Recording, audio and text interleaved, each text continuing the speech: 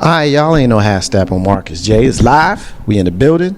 Of course, we are ready to have another outstanding and fabulous show. It is our holiday themed show.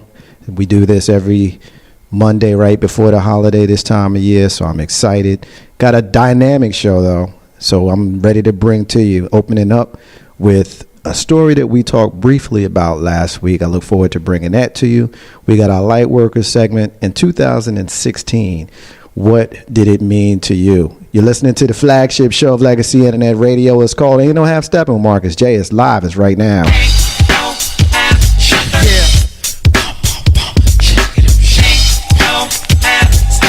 It's about that time. It's about that time to get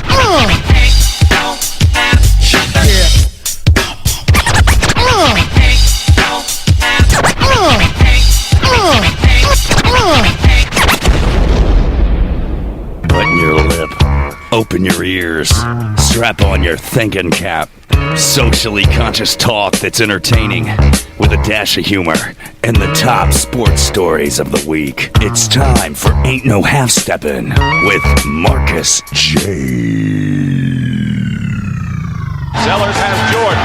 Jordan with 2 seconds to go. Puts it up and scores at the buzzer. Michael Jordan has won it for Chicago. Manning lobs it. Burris alone. Touchdown, New York. Down goes Frazier. Down goes Frazier. Down goes Frazier. He hits one deep to right center. That ball is out of here. The Yankees win the pennant.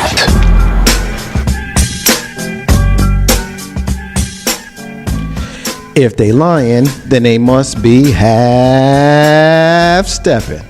Ain't no half step on Marcus J. is live. We're in the building. Be down with us tonight at 804-402-2893. Be down with the flagship show. Heard live from the den, Legacy Internet Radio, every single Monday night, 7 p.m. Eastern Standard Time. Special thank you to the folks that are listening to us right now on TuneIn, on Streamer. Thank you to those folks that have checked into our website, www.legacyinternetradio.com. Thank you to the folks listening to the replays right now on YouTube as well as on iTunes, because y'all rock with us. We roll with y'all. We appreciate you. As I mentioned on the other side of the intro, we got a big show tonight. And, of course, we are going to ask what your thoughts and reflections were of 2016 as we close out the year with our annual holiday themed show. Of course, we have our light workers who are going to bring to us some fun and fantastic stuff. We're going to talk about numerology and astrology, so look forward to that. But opening up the show, we've got a special interview with our sister Tarvenia. She's a friend of the show, and just out of pure irony, last week Mr. 3375 asked a question about people who may have lost their jobs based upon nasty things that have been said and done in social media. And at the time, I vaguely referenced a friend of mine who had someone said some pretty nasty stuff about her in social media. And at the time, we didn't know how it was going to go. Well, the news broke, the story broke, it went viral, it was all over the national news. And this person ended up losing his job because of the things that he said. So I want to have you guys take a listen to the news story, and then we're going to bring in our sister Tarvenia. It started as an online back and forth about politics and took a bizarre turn when a West Michigan firefighter went on a racist rant. He called a black woman the N-word. The firefighter says he was drunk when he wrote it, but it didn't take long for news to spread online. Several hours later, the firefighter was fired. 24-Hour News 8's Leon Hendricks is on this story tonight. He's joining us live from Studio Control. Leon? Marley and Susan, good evening. The posting got this firefighter fired. The fire chief, who's been at the helm for the past 16 years, says he is furious about what happened, and he says that it's the worst personnel matter he's dealt with during his tenure at the top spot in the department. Even in little old Belding, it doesn't take long to make a splash. That's what happened at some point yesterday when a political discussion online turned into this. These are the words of a then Belding firefighter directed toward a black woman online from the other side of the country. F Black Lives Matter. You are the epitome of an N-word. And if you think it's just black lives, kiss my A, B, and go back to the fields that us in the North fought to free you from. The back and forth was about Colin Kaepernick, the ball player famed for not standing during the national anthem. Belding firefighter Ryan Hudson is a Marine veteran. He says he'd been drinking last night, and the debate set him off. Initially, Hudson denied he was the author and said he'd been hacked. He later called us and admitted that he authored those posts. He says he doesn't remember doing it, though. I am truly sorry from the bottom of my heart because it doesn't reflect everybody, Hudson said. Within hours of finding out about the ordeal, shock, utter shock. Belding Fire Chief Greg Moore fired Hudson on the spot. The repercussions here were obvious what we had to do. We made an immediate termination of this employee. I have never had to remove a Belding Fire Department employee before. This is a first. This woman was the target of the online tirade. She spoke to us from California. She's hoping Hudson's apology extends beyond words. The idea is to correct it and really show remorse by how you live your life. That's a true apology. What you're teaching your children. Hudson served our country and is a former Belding policeman. He says he is not a racist, but a man who exercised poor judgment. Judgment, his now former boss says, clearly meant he had to go. Absolutely the worst. I've never seen anything like it. The words that I saw, I've never seen anybody put that out in the public. Just very vicious attack that I would not expect from somebody who helps people. The chief says this behavior was completely uncharacteristic of Hudson, who he says was a good firefighter with no problems before this. Ain't no half stepping with Marcus J live from the Dan Legacy Internet Radio. You heard the clip. You heard the news story, and we have the subject of those racist taunts joining us on the live line. She's a friend of the show, and she has supported us in the past, and we're very happy and honored to have our sister Tarvenia join us on Ain't No Half Step with Marcus J. How you doing, sis? How are you? I'm doing well. Thanks for having me. Wow. Well, thank you. Thank you for agreeing to join us. You know, it's funny, last week on the show, Mr. 3375 had done his segment in what we call the Shampipple Room. And one of the questions that he asked was, do we think that people should lose their jobs if they go on social media and they do, you know, harassing or nasty or racist type of things? And at the time, I had just seen the Facebook post that you had put out, you know, because, you know, we're friends on Facebook. So I had just seen it, and I was like, man, this dude just went in and it's crazy. And so when he asked the question, I said, well, I got a sister in LA who went through something very similar, and there was no end of the story at the time, because at the time it had just started. So why don't you tell us in your own words? We heard the news clip from the local television affiliate. They gave their side of the story. I want to hear from you. How did it start? It started with just a Facebook post. What happened? Well, a friend of mine that I work in television. And so I know quite a few people from my years of working in television. And someone I used to work with, she posted on Facebook, basically, and I really don't like saying his name, but I'm going to say it for the purpose of this conversation. Okay. That President-elect Trump, excuse me, she posted about him, basically, and I'm paraphrasing a little bit, how he's getting away with all these wacky appointments and people doing outlandish things in his name, but folks want to still talk about Colin Kaepernick taking a knee in a peaceful protest. Now, this woman is not black and she's not white. She has Indian roots. Her parents are from India. And so I said, I agree, basically. And I said, all I'm just going to say is my brother, who is a military vet, supports Kaepernick, and that is all. And other people commented in similar fashion in support of Kaepernick and denouncing this president-elect business. And the guy who she went to high school with, turns out to be Ryan Hudson, he zeroed in on me because he looked at my profile picture, saw that I was a black woman, and told me, well, you and your brother can pack up and just leave this country. I don't care if he's a vet or not. I'm a vet, and what Kaepernick is doing is wrong. And I responded, okay, well, cool. We're not going anywhere, so bye. Right. Like any normal person would, because he came for you, like any normal person would. Yeah, exactly. Yeah. So I was just like, no, we're not going anywhere. And then I said something like, you don't have the authority to kick somebody out of this country, because I'm really sick of all these people who are feeling emboldened right now and feeling like, oh, now they have some sort of a leader in a position of power, and now they can walk around like, oh, we're taking our country back to where and from whom. Right. So I'm just sick of it. And I was like, oh, I know where this is going. I'm going to say my piece and I'm going to walk away. And I even told my friend who she commented after me, basically supported me. And I said to her, I'm going to step away before I cuss them out. And then he responded, cuss away. I don't care. All you blacks think is you're supposed to be handed a handout, and you want free things, and you're freeloaders, and all of you blacks think this and that. You can get the F out of our country. What?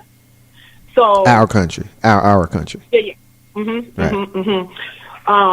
And so I was like, that's interesting, because I work like 13-hour days, and you're accusing me, someone you don't know, of a freeloader. But I also noted in my mind all the other people who commented he didn't go for them. Right. And see, what he thought was, oh, black and a woman, okay, I can go after her and nothing's going to happen. He did not expect me to be who I am and say what I had to say and say it so coolly. He was expecting me to act ratchet. He was expecting whatever stereotype he had in his mind, because he came with stereotypes when he declared that I wanted handouts and I was a freeloader. I didn't even break it down to him that the majority of people on welfare in this country are white women, because that probably would have imploded his little world. Oh, yeah. So what I Absolutely. said was, I'm going to screen grab this, because you need to understand, and when you're coming after black people, you need to understand that the folks that work with you need to know who and what you are. And I wrote Black Lives Matter.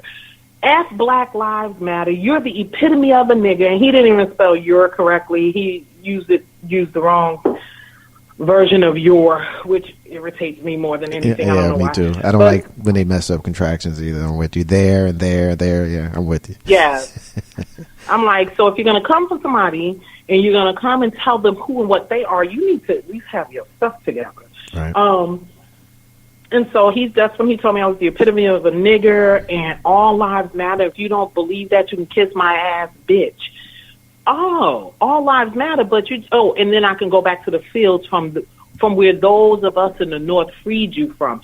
So let me get this straight. All lives matter, but I'm a nigger. All lives matter, but I'm a bitch. All lives matter, but this black woman needs to go back to the fields. What? Right. So I said, okay, I'm going to screen grab this. I'll let him know. Because I said, I think the people you work for need to know who and what you are. And this is how I know there's a sense of emboldened freedom now, that people feel like they don't have to be politically correct, or they don't have to even be sensible. It's not even about being PC. It's about being sensible. Because he responded right away, go ahead, show it to the police. I'm in with the police and on the fire side. Cool. So what he didn't know, I never sent one note to the police nor to the fire department. People saw that once I posted it on my Facebook and started inboxing me. I found out where he works here.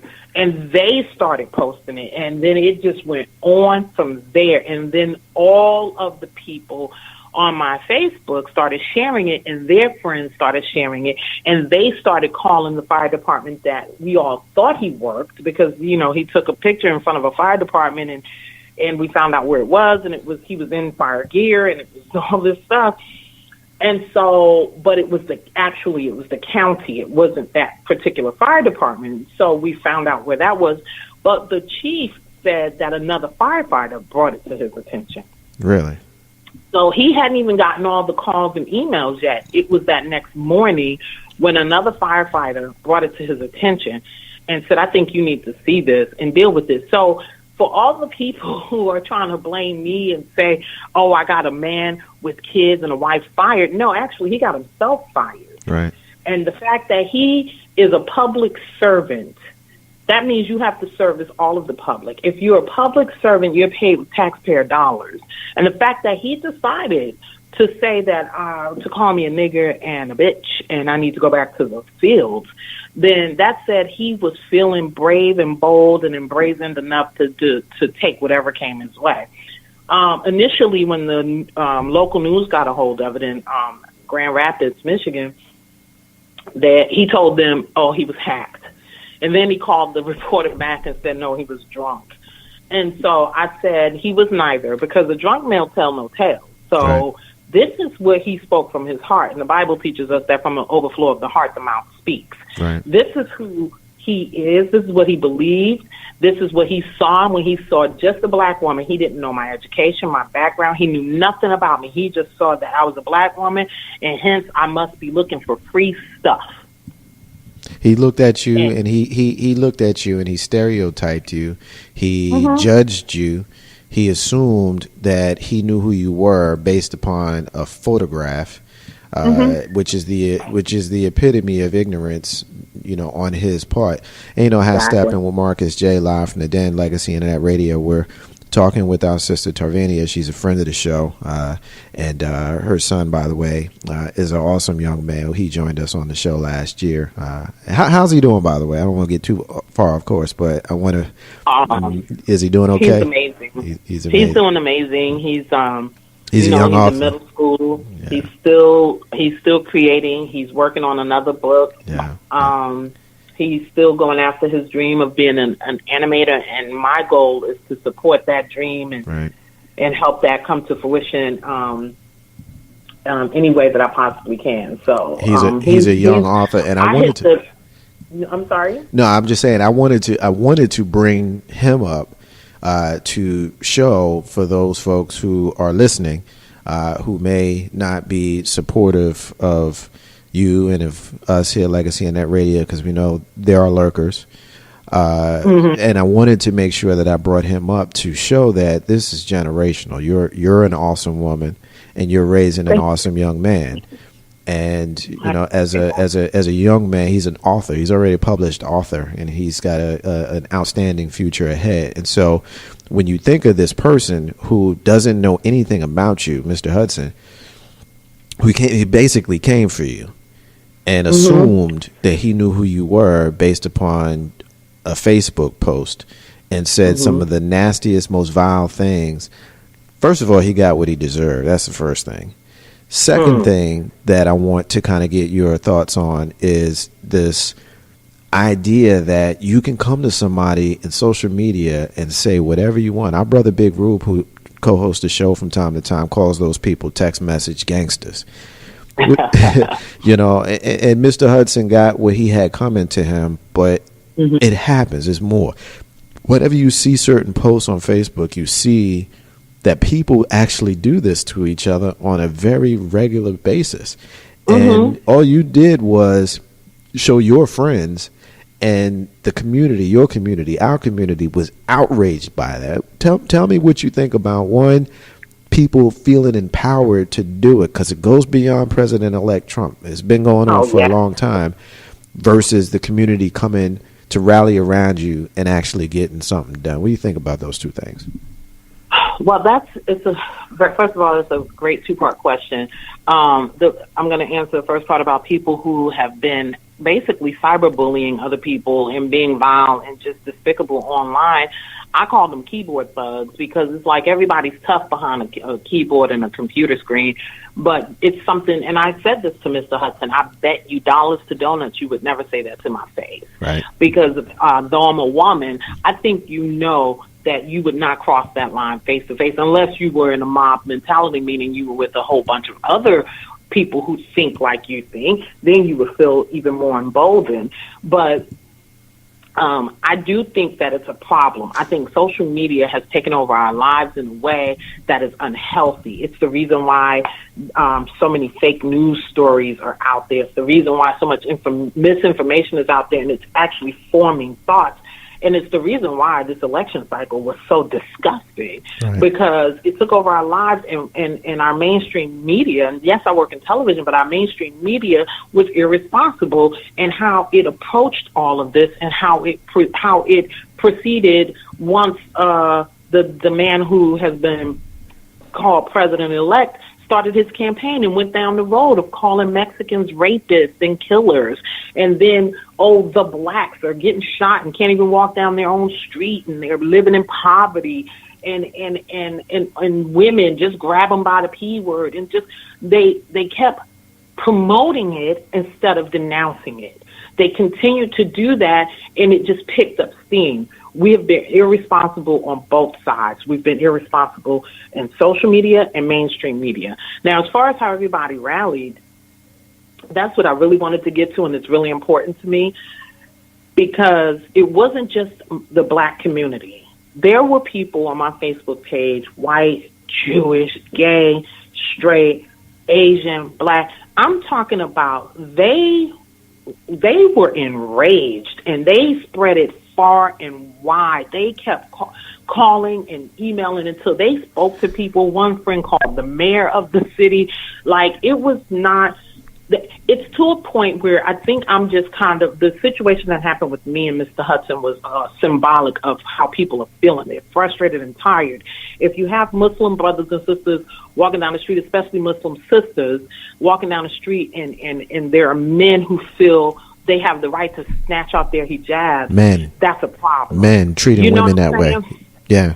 And if we have people who are feeling like, this is our country, this is what we want, and anything different than what we want and what we think and how we feel won't be allowed and accepted, then we're going down a really dark, scary road. Yes. And the folks who are feeling the frustration that I was feeling, that I am feeling, said, no, this is an opportunity to step up and fight this and say, okay, you can keep doing this, but we're gonna start coming after you people where it hurts.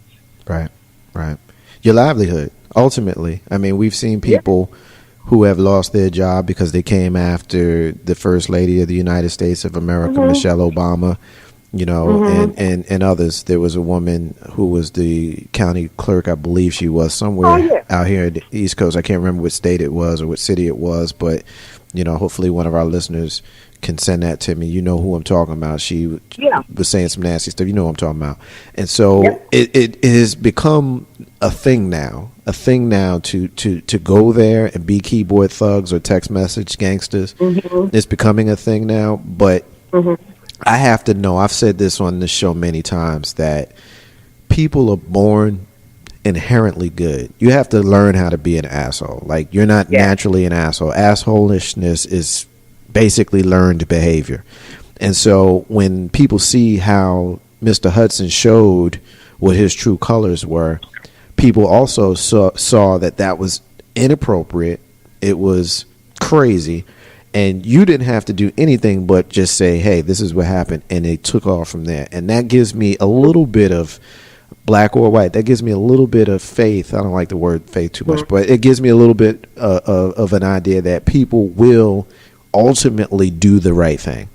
And that's what happened. That's what happened here. Ain't no half stepping with Marcus J, live from the Den, Legacy Internet Radio. We're talking to our sister Tarvenia, who had a person come for her on social media in a racist rant, was attacked, and she basically let the world on her Facebook page know, and the world took it over from there. In closing, any final thing you want to share with the listeners before we let you go? Sure. I really want to say this. I want to say that I agree with you, Marcus J. First of all, I really appreciate you inviting me on to your show. This is not the kind of attention I wanted. Someone accused me of wanting attention in 15 minutes of fame, and I really laughed at her on Facebook. I said, no, my job is putting a spotlight on other people. That's how I make a living. I work in TV behind the scenes for a very specific reason.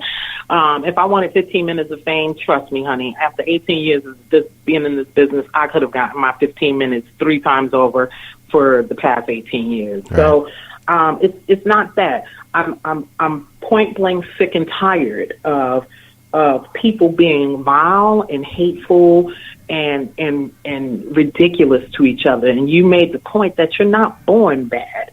It's taught. And this man, from what I understand, has children, and I'm raising a son. So our children have to reside in this world together even after we're gone. And I'm wondering, what are we doing and what are we leaving for them? 50 million people voted for the now president-elect. That's frightening to me. Right. That 50 million people are of the mindset that someone with zero experience and only a bachelor's degree, who has said the things he said and done the things he's done, decided he would be the right person to lead this country. I agree. And really for no other reason except he's a straight white man. No way would President Obama have gotten away with being married 3 different times and 5 children from 3 different marriages. Yeah. No way would he have gotten away with not even an ounce of the things this man has gotten away with. And now everybody's saying, let's come together, let bygones be bygones. We have to heal. Where was all this healing and kumbaya for the past 8 years? Yeah, it wasn't there. It wasn't there. These are people who, but the thing is, we're dealing with the mentality of people who have been taught and have been brainwashed into believing that a Muslim person, just by virtue of their religion, is a bad person. And so when they looked at this black man, they called him a Kenyan. His dad is Kenyan. He's American. But they looked at this black man whose father was a Muslim, who's got a quote unquote funny name, and they wanted to attack him for a religion that he doesn't even have. But they also wanted to attack him because he sat in the Christian church of Reverend Wright for 20 years. So which one is it? This is the mentality of the people that we're dealing with. And so it's going to take people like you and people like me and people like the people who saw that Facebook post, who went and made it viral, who made sure that Mr. Hudson did not profit or benefit from his negativity. He actually suffered a loss because of it. And hopefully there are some folks who are looking at that saw the news story that we put a clip on prior to us talking to you, and those folks listening to you and I talk right now. If you feeling that way inside your spirit, then you need to know that you are doing the wrong thing. You need to rethink your thought process and maybe try to be a little bit more nicer, which is what your natural instinct is. Because we all, like I said earlier, you got to learn how to be an asshole. That's learned behavior. You do. Absolutely. You do. It's learned behavior. And you don't have to. It's taught early and often. And I'm really, truly hoping that, I'm hoping, honestly, out of this nasty election cycle, that this is a wake-up call for everybody. And here's something I do want to say, because someone else told me, well, more whites would join your cause if you all would stop killing each other. And I said, the reason that there's a high rate of not even a high rate, the rate for black on black crime and the rate for white on white crime is relatively the same. It is. I said, but the reason why you seem to focus on black crime more is because that's what you're seeing on the news. Yes. You're not seeing the stuff that maybe the Investigation Discovery Channel shows all year round, because it's not mainstream media. It's a basic cable channel. Right. So you think we're killing each other at a much higher rate than white people are killing white people, but it's not the truth. And the narrative has to remain that way for you all to feel supreme over us. It's just simply not the truth. So I'm not trying to win anybody's favor. I just want to be able to live up my life in America like everybody else, with peace. Right. And I want to get along with everybody, but I'm not necessarily trying to get you to accept me. I accept me. God accepts me. So everything else, I just want you to leave me alone and stop treating us like we have to assimilate in order for you all to accept us. Well, one thing that I would say to white people, there's not one, there's a couple, but I'll try to be brief and tactful when I say this, because you brought me to something that is very personal to me. People are going to act on things, for the most part, that affect them. Now, white people are the default in this country. They just are. Most of your, police are white, and your lawyers are white, and your doctors are white. We've had 40, now if you count President-elect Trump, we've had 45 presidents, all were white men but one. So this is what we're dealing with. The first known slaves came to this country in the 1600s. Emancipation in 1865, Jim Crow up to 1965. So in theory, just in theory, we're talking about 50 years of American history where it's been legally fair to be yourself, if not practically. So folks really need to chill when it comes to this whole y'all need to stop killing each other, and then maybe we'll actually give you a little bit of respect. Because the reality is the biggest Jedi mind trick ever played upon the American people is the fact that black people are the violent, dirty ones. Because if you look at history, you can see how that actually goes down with the Romans and then the English, and so be it. So I don't want to go quite there, but I think you and the listeners understand that, because it's a hot button when somebody white says that, what said to you, that's really difficult for me to absorb that. So I'm glad that you brought that up to me so that I can make that point, and so we can close with that. Ain't no half stepping with Marcus J, live from the den, Legacy Internet Radio. We've been talking with our sister Tarvenia. We mentioned her briefly, not by name, last week. She was the sister who the white man in social media came for her and called her some pretty nasty things. But as we've been talking for the last few minutes, we see that did not turn out well for him. Sister, hold the line for me. We're going to take another break, and when we come back, we got more of the show.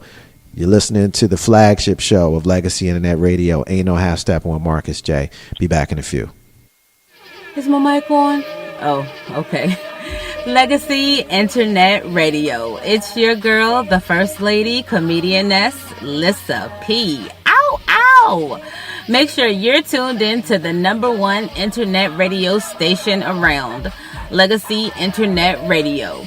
Be sure to check out our website at www.legacyinternetradio.com, or you can download the free TuneIn app. Go to the search, type in Legacy Internet Radio, and there you'll have us. Legacy Internet Radio, where independence is the key to building your legacy. Ow, ow! Tired of wearing that same old raggedy t-shirt to group events, civic, and work situations? Then why don't you check out our folks, Live Action Captions. They offer t-shirt services here in the Richmond and Tri-City area, offering multicolored direct-to-garment printing at an affordable price. Guess what? No charge for changing colors for a design either. Pick and choose whatever you want out of the rainbow. No minimums at all. Discounts at 25 or more. If you'd like to rock one of these hot shirts that we here at Legacy Internet Radio do, then you can get with Live Action Captions at 804